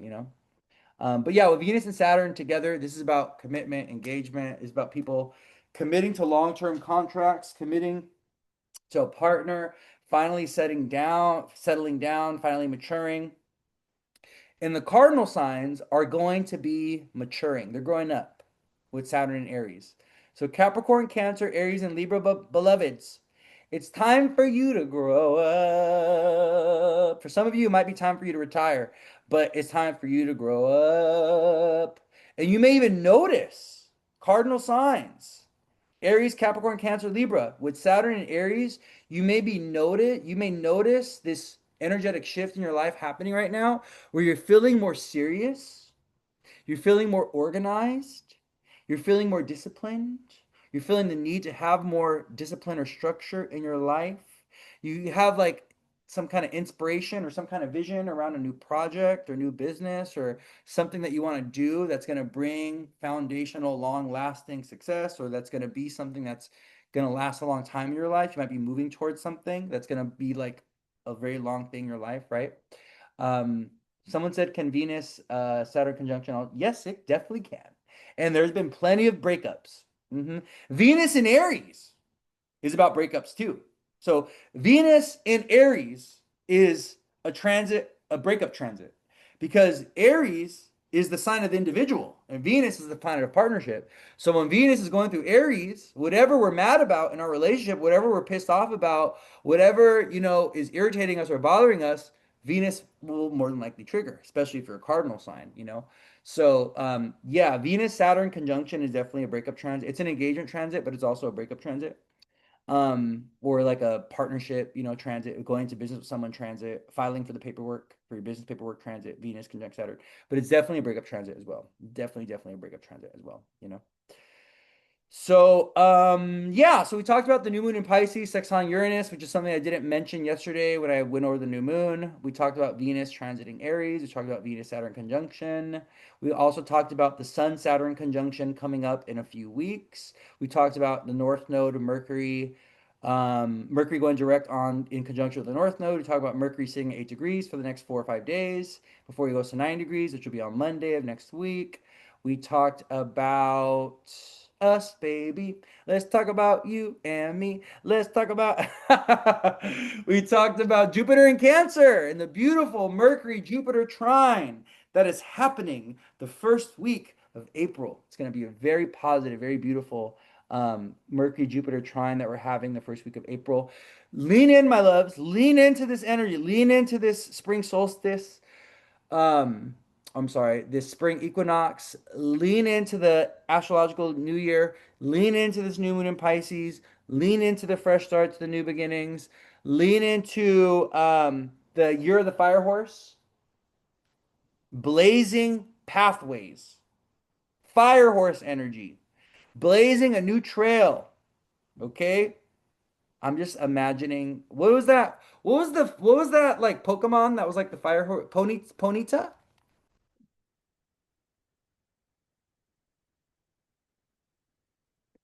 Oh yeah, this is the Pokemon that just came to me. I'm over here talking about Fire Horse, and I was like, wait a minute. I think there's a Fire Horse Pokemon, and there is. Let me show you.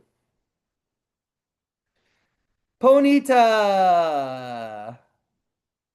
Maybe you need to channel the energy of Ponyta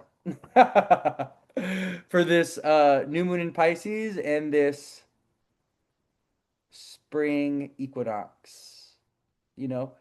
Also, the spring equinox is about recalibration and balance. I think that's also why the Justice card in reverse came out, because we are being invited with this new moon in Pisces leading right into Mercury direct and the new moon and the spring equinox. We're being invited to recalibrate, to rebalance, right?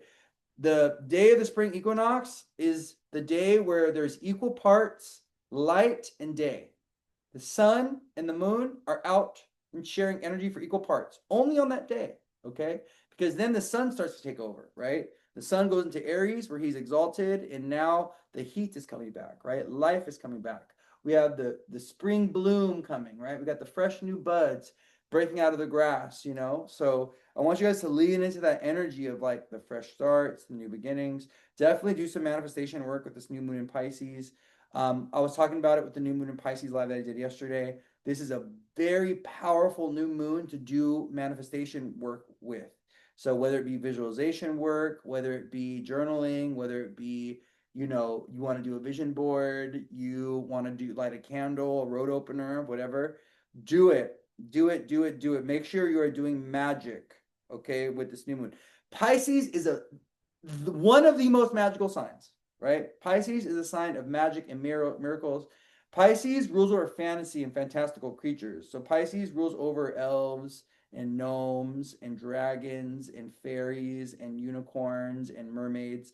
Pisces rules over all of that, you know? It's really funny because I was reading up on this mushroom that's been discovered in China.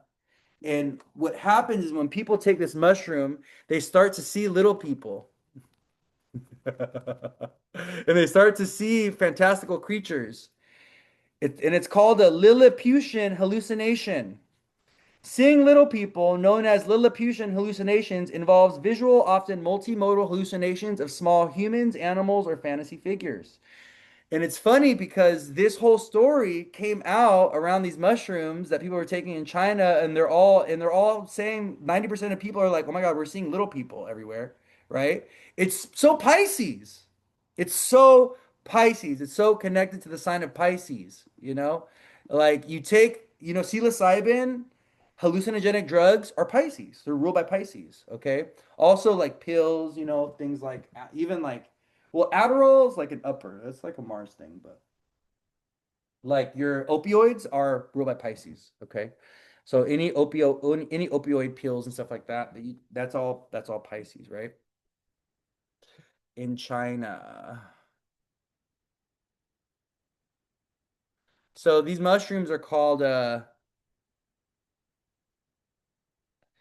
Lanmoa asiatica. Cause hallucinations known as Jiao Renren, little people, where users see miniature figures, moving walls, or transforming objects. Very cool. But what's so interesting about this mushroom, right, is they've been studying the mushroom. They've been taking out all the chemical compounds and find they can't find the chemical or the compound that's causing people to have these hallucinations. So they don't even know what chemical is causing this. They don't know what in the mushroom is like causing this. But what's so fascinating is that 90% of people taking this mushroom are seeing the same thing. They're seeing little people, little tiny little figurines, little tiny and what they say is they see them walking around, they see them crawling up on the walls, they see them moving over here. Sometimes they're crawling on their body, they'll be coming out of their ear, like it's and they're all seeing the same thing. Is it real or is it fantasy? And I think what's so interesting is like this is my belief, this is what I think. I think it's giving us the vision to be able to see these beings and these celestial entities that are in our reality, that are in existence, but with our everyday mind and everyday consciousness, we don't see them, But there also are a lot of kids that see these entities and see these creatures as well. And you may have memory of a child of having an imaginary friend or of seeing these creatures because when we're young, our consciousness and our mind is so open, we're still connected to spirit, and we don't have the filters of reality that the blinders don't come down in terms of what we can see or perceive spiritually until we're about like, 5, 6 years old. It's really five, from the age of 1 to 4, we're really in our moon energy. Where five is where the ego shows up, where the sense of self shows up, where the identity starts to appear, and then that's when, our we really start to get um, we really start to what do you call that? What's the word for it? We start to I guess the right word would be enmesh ourselves into the real into this physical reality, right? Where the physical reality, our experience of it is fully like we are fully enmeshed by the age of 5 into our physical reality. So that kind of disconnects us from like our spirit and our ability to like see our spiritual vision. But yeah, if you ever have an opportunity to take some of these mushrooms, let me know, okay? But yeah, so that's what Pisces is. Pisces, the energy of fantasy, illusions, magic, miracles, manifestation. Pisces is the sign of the archetype of Jesus. Has a lot to do with saints and things, right? So I just want you guys to be mindful of this for this new moon in Pisces, okay? Visualization work, maybe take some mushrooms to get inspired. I've done mushrooms, haven't done it in a long time, but I've definitely done mushrooms. And let me tell you, I had a mushroom trip one time, and this was also at UC Santa Cruz. And we'll end here because we're already pushing an hour, 45 minutes. That I saw I kid you not, you guys, I was seeing the craziest things. And one of the things that I saw that my friend also saw, because we both did the same mushrooms and we did the same amount, we were seeing giant spiders in the trees, and they were moving, and they were huge. Like when I tell you, these spiders were like huge. They were like the size of like a basketball, and it's so crazy because they were only on one tree. It was this very unique tree.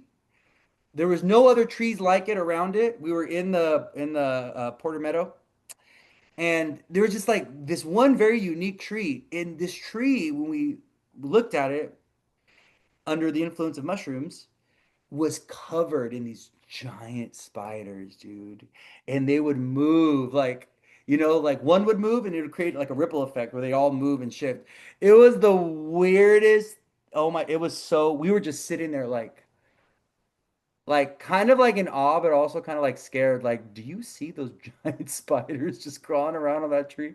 And my friend's like, oh my God, dude, I didn't want to say anything, but you see those too, huh? And I'm like, oh my. We just sat there looking at them for like a good 30 minutes because it was like so fascinating. But it's so funny. So the next day we're like, okay, we're gonna go back to the tree. Once we come down and everything, we're gonna go back to the tree and we're gonna see what we see.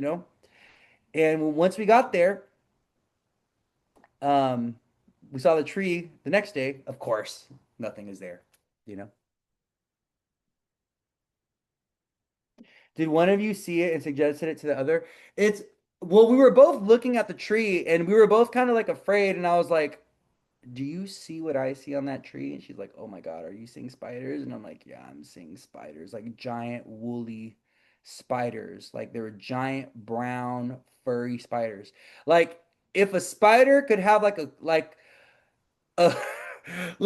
a dog's coat of hair, like a really long coat of hair. Like if a spider could have that, like that's what they had. They were like super furry, like furrier than a tarantula. Like it was. We were describing it to each other in detail. It was nuts, dude, and we were both like freaking out. We were both freaking out. But yeah, you guys got a few stories out of me today. Hope you enjoyed those. Love you all so much. Have a beautiful week ahead. Enjoy this new moon energy. Be prepared to pivot. It is a new moon, sextile Uranus, right? Um, be ambitious, be courageous, be expansive, be hopeful, be optimistic, be joyful at this time. All right. Um, let this energy renew you. This new moon in Pisces going right into the spring equinox, right into Mercury direct. It's like let this energy renew you. Let this energy push you forward. Let this energy be the fresh start or give you permission to move towards that fresh start, right? In the way that it's meant to, because that's what this energy wants to do. It's pushing us towards starting a new timeline. Whether we're ready for it or not, whether we like it or not, does not matter. Okay. um, time waits for nobody. Saturn waits for nobody, right? And when it's your time, you say, yes, I'm ready. Let's go. Even if you don't feel ready, even if you don't feel prepared, if Saturn tells you, buckle up, my love, strap in, okay? Put the jumpsuit on or put the parachute on because guess what? We're jumping out of this plane in 2 minutes, all right? And the time is now, okay? 4:44. What a beautiful time to end on. It's 4:44 right now. Saturn waits for nobody. Time waits for nobody. It's going to move whether you like it or not. So, baby, you better get in flow and move with it. You know what I mean? Can I get an amen in the chat? Thank you. I love you all so much, okay?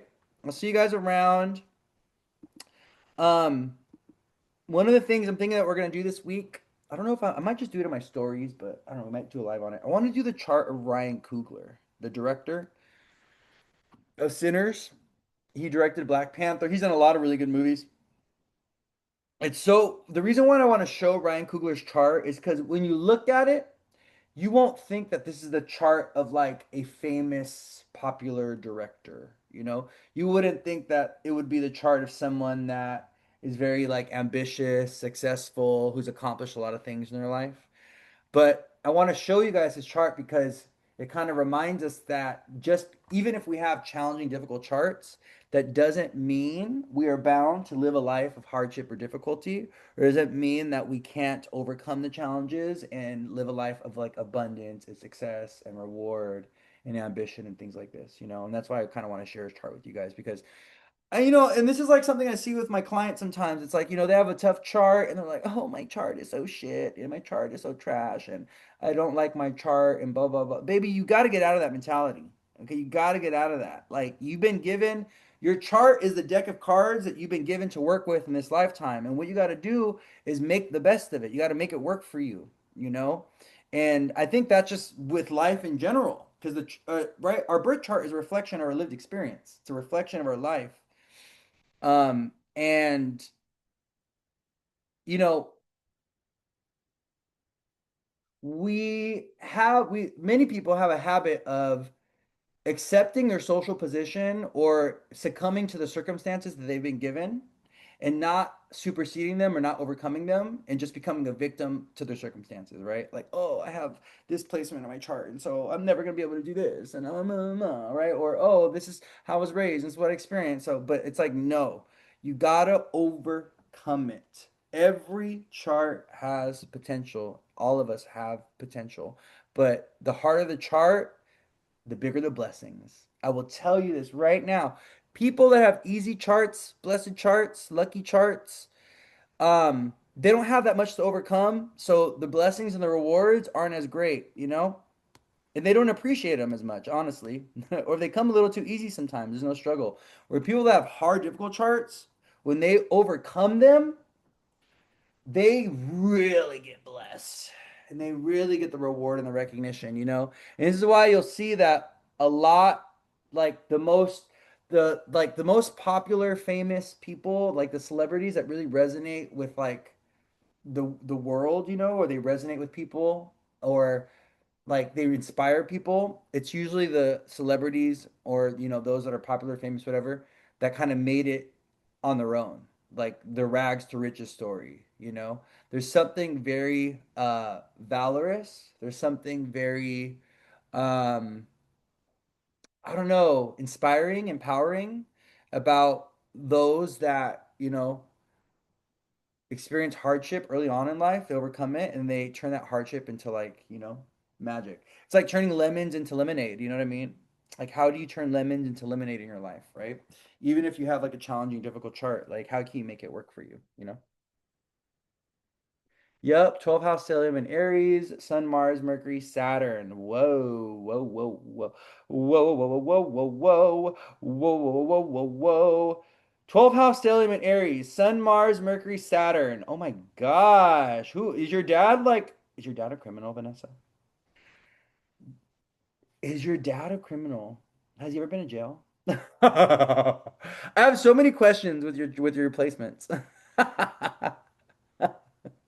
I'm like, ooh, is your dad a prisoner? Has he been in jail? Like, is he a criminal? Or is he in a foreign country? Did you not grow up with your dad? But did you grow up separate from him where he was like in another country and you were like raised in like this part of the world or this part of this country, whatever, and he like was elsewhere? Always. Oh, look what she said. LOL. Yes, LOL. He robbed banks, did 10 years in prison, involved in organized crime.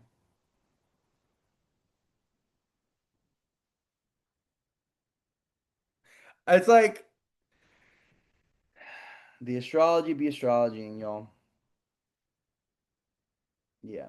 That's a violent man right there. That's a violent man right there. He's violent. You got criminal energy in your bloodline. You got you got the energy of criminals in your bloodline. Especially male men, criminal men.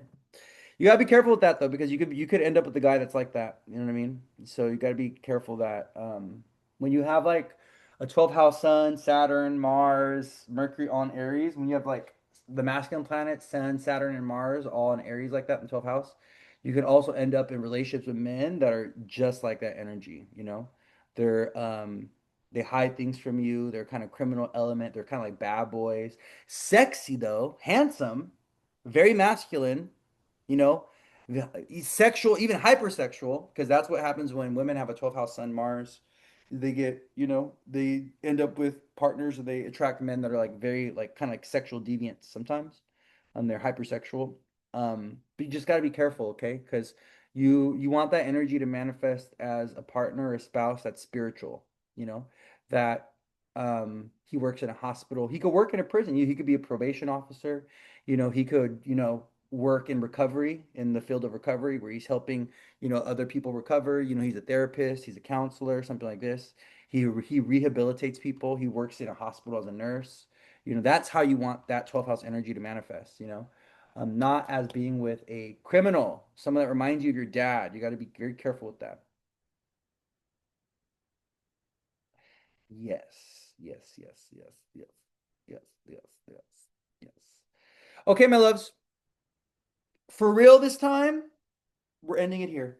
Okay. If you are ever interested in booking a reading with me, you can go ahead and click my link tree. I got a lot of new followers recently. Um, I do readings full time.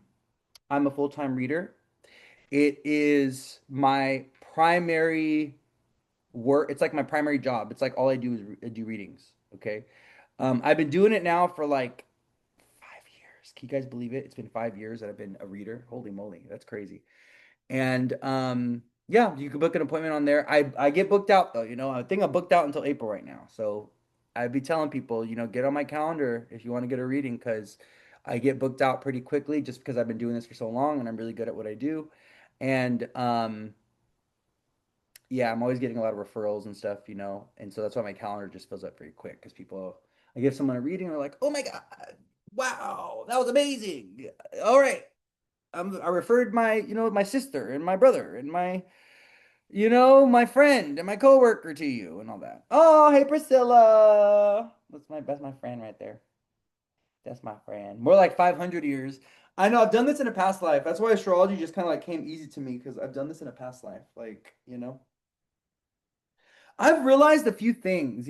I do believe like it's the same with like I'm gonna say this and I say this with a certain awareness around capability. Um, Not everyone could be a doctor. Not everyone could be a lawyer. Not everyone could be a dentist, and not everyone could be an astrologer. And one of the things I've realized is that there's a lot of students of astrology, there's a lot of people that want to be astrologers, but they don't know how to connect information to like the person, and they don't know how to connect information to the intuition.